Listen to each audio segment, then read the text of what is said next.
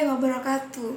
Halo teman-teman, kembali lagi kepada saya Anita Syakhiria, NPM 19110800268. Nah teman-teman, pada kesempatan kali ini saya akan berbagi sedikit ilmu pada kalian untuk menyelesaikan tugas mata kuliah bimbingan dan konseling anak dan remaja. Di sini saya akan membahas tentang move on. Pasti di telinga kalian tidak asing dengan kata move on.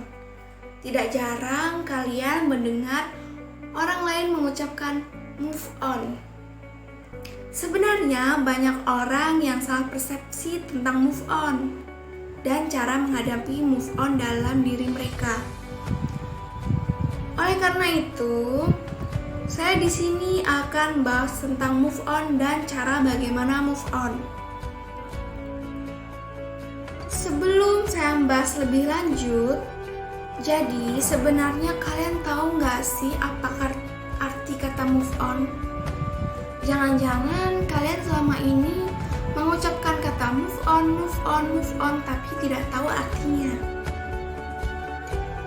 Jadi sebenarnya move on adalah suatu cara untuk bergerak maju lebih baik ke depan dari masa lalu kita yang mendapat kegagalan dalam pembelajaran, cinta, dan lain-lain. Setelah kita bertekad untuk menjadi pribadi yang lebih baik, maka tentunya kita harus memulai melakukan perubahan agar kualitas pribadi kita menjadi semakin lebih baik dari sebelumnya. Siapa sih orang yang tidak ingin menjadi lebih baik? Pasti semua orang ingin menjadi lebih baik dari sebelumnya. Seperti yang kita ketahui teman-teman, move on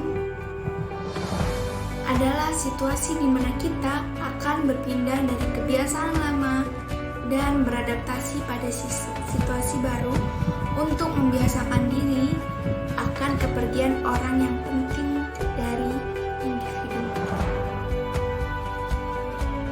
Sebenarnya move on itu tidak hanya dalam masalah cinta saja, namun dalam kegagalan dalam belajar dan sebagainya. Tetapi banyak orang yang mengartikan bahwa move on itu hanya mengenai cinta.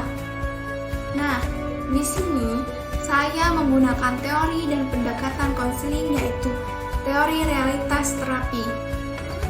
Teori realitas terapi ini dikemukakan oleh William Glasser pada tahun 1925. Glasser percaya bahwa setiap manusia memiliki kebutuhan psikologi yang konstan atau terus-menerus hadir sepanjang rentang kehidupannya dan harus dipenuhi. Ketika seseorang mengalami masalah, hal tersebut disebabkan oleh satu faktor, yaitu terlambatnya seseorang dalam memenuhi kebutuhan psikologis. Oleh karena itu teman-teman, saya akan membagikan sedikit tips untuk kalian semua agar bangkit dari kegagalan dan memulai hal baru serta move on dari kegagalan tersebut. Yang pertama, tenang. Karena setiap orang pasti pernah mengalami kegagalan kok. Iya betul, kamu tidak sendirian. Banyak sekali orang di luar sana yang gagal. Personalnya adalah, apakah kamu mau bangkit atau terus terpuruk? Yang kedua, ada orang lain yang mengalami kegagalan lebih menyakitkan dari kamu. Jika kamu memecahkan sebuah piring, maka ada orang lain yang membakar sebuah rumah. Sehingga jangan menganggap bahwa kegagalanmu adalah akhir dari segalanya. Yang ketiga, gagal.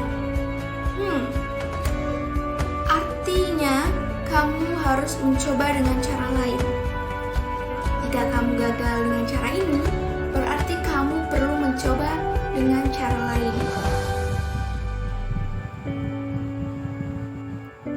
Yang keempat, berpikir secara realistis. Sebelum kamu sukses, pasti harus berjuang terlebih dahulu. Yang terakhir, terakhir nih teman-teman, kamu harus mengisi waktu dengan hal-hal yang lebih positif seperti olahraga. Karena itu akan membantumu menjadi lebih fresh dan dapat melupakan persoalan yang sudah berlalu.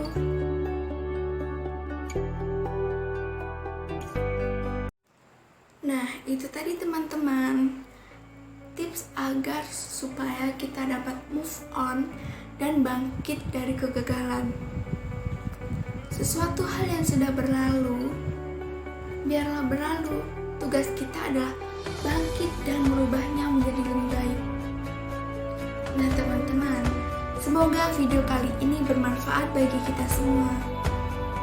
Oleh karena itu, jika ada kata-kata yang salah, saya mohon maaf. Saya akhiri. Wassalamualaikum warahmatullahi wabarakatuh.